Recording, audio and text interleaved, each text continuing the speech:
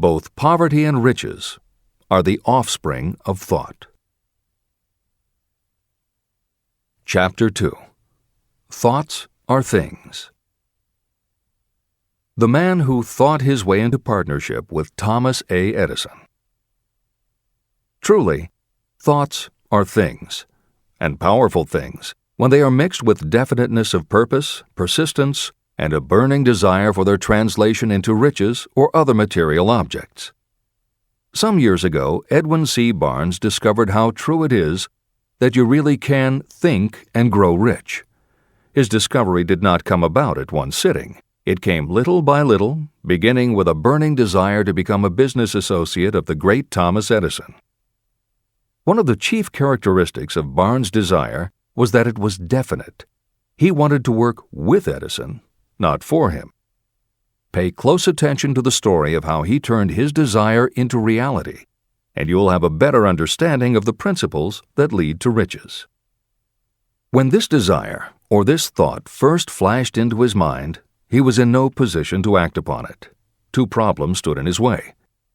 He did not know Mr. Edison, and he did not have enough money to buy a train ticket to West Orange, New Jersey, where the famed Edison Laboratory was located. These problems would have discouraged the majority of people from making any attempt to carry out the desire. But his was no ordinary desire.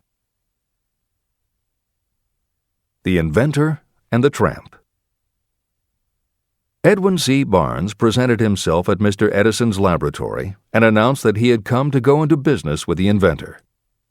Years later, in speaking about that first meeting, Mr. Edison said about Barnes, "He stood there before me looking like an ordinary tramp, but there was something in the expression of his face which conveyed the impression that he was determined to get what he had come after. I had learned from years of experience with men that when a man really desires a thing so deeply that he is willing to stake his entire future on a single turn of the wheel in order to get it, he is sure to win. I gave him the opportunity he asked for, because I saw he had made up his mind to stand by until he succeeded. Subsequent events proved that no mistake was made." It could not have been the young man's appearance that got him his start in the Edison office. That was definitely against him. It was what he thought that counted. Barnes did not get his partnership with Edison on his first interview. What he did get was a chance to work in the Edison offices at a very nominal wage. Months went by. Nothing happened to bring nearer the goal that Barnes had set as his definite major purpose. But something important was happening in Barnes' mind. He was constantly intensifying his desire to become the business associate of Edison. Psychologists have correctly said, when one is truly ready for a thing, it puts in its appearance.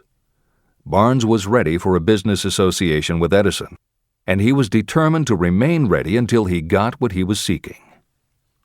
He did not say to himself, well, what's the use? I guess I'll change my mind and try for a salesman's job.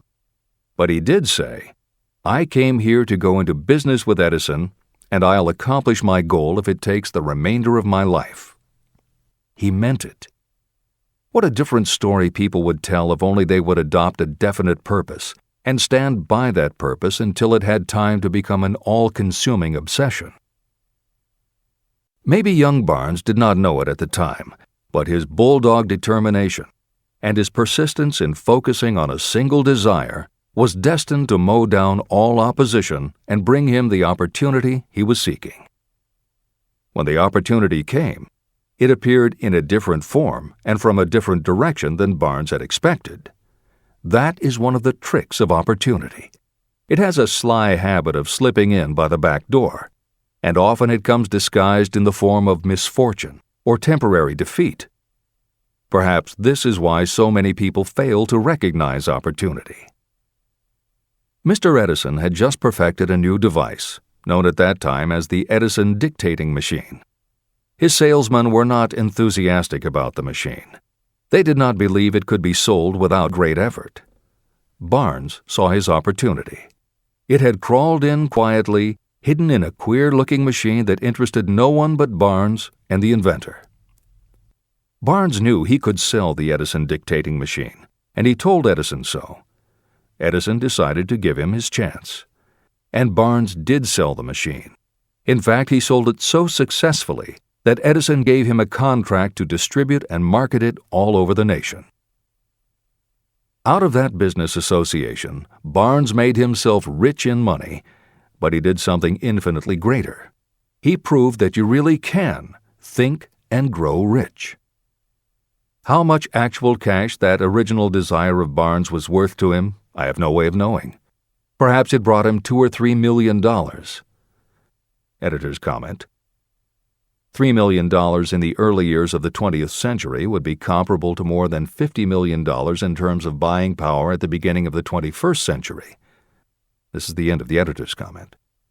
But the amount becomes insignificant compared with the greater asset he acquired: the definite knowledge that an intangible impulse of thought can be transmuted into material rewards by the application of known principles.